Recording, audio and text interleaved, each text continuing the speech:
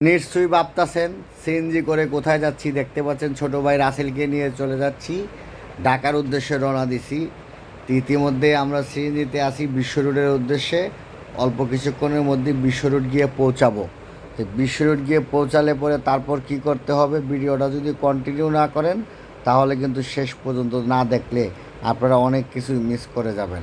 আমরা সবাই মিলে ঢাকার উদ্দেশ্যে রওনা দিছি, কারণ আমার ছোট ভাই রাসেল আজকে দুপুর 12টা বাজে ফ্লাইট, সে সৌদি আরবের দাম্মামের উদ্দেশ্যে রওনা দিবে। তো যেই কারণে ভিডিওতে আসা। মূল টপিকটা তো আপনারা শুনে ফেলছেন, অনেকেই ঠেলা দিয়ে চলে যাবেন। আসলে ঠেলা দিবেন না, শেষ পর্যন্ত দেখবেন। ভিডিও যদি শুরু থেকে শেষ পর্যন্ত না দেখেন তাহলে বুঝতেই পারবেন না। এই যে আমরা বাসে করে চলে যাচ্ছি এখন ঢাকার উদ্দেশ্যে। বাসের মধ্যে বসে গেছি, এই যে মা আমার ছেলে সহ রাসেল এবং রাসেলের মেয়ে, আমরা 5 জন অলরেডি ঢাকার উদ্দেশ্যে বিশ্ব রোড থেকে সোহাগ গাড়ি করে চলে যাচ্ছি। তারপরে সবাই আমাদের জন্য দোয়া করবেন, আল্লাহ তাআলা যেন সহি সালামত মতো ঢাকা পৌঁছায়। ঢাকা পৌঁছানোর পরে আবার যেতে হবে এয়ারপোর্ট, আর এয়ারপোর্ট গেলে পরে যেতে হবে এয়ারপোর্টের ইমিগ্রেশনে। যেহেতু ছোটো ভাই রাসেল দাম্মাম যাবে, সেহেতু একটু আগে ফিরেই যাওয়া দরকার। এই যে সকাল সকাল রওনা দিয়ে দিছি আমরা সবাই মিলে সিএনজি যুগে। আমরা কিছুক্ষণের ভিতরে এয়ারপোর্ট গিয়ে পৌঁছাবো।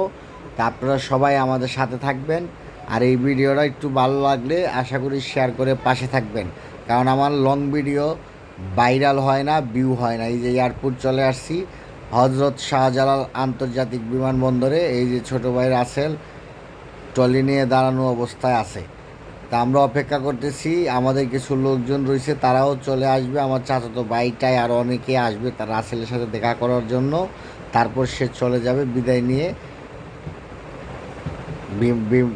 বিমানের উদ্দেশ্যে। ইতিমধ্যেই মোটামুটি আমরা অনেক দূর আগায় আসছি, অনেক কথা বলতে আপনাদেরকে বলছি। যদি কারো মনে কষ্ট লেগে থাকে ক্ষমা সুন্দর দৃষ্টিতে দেখবেন।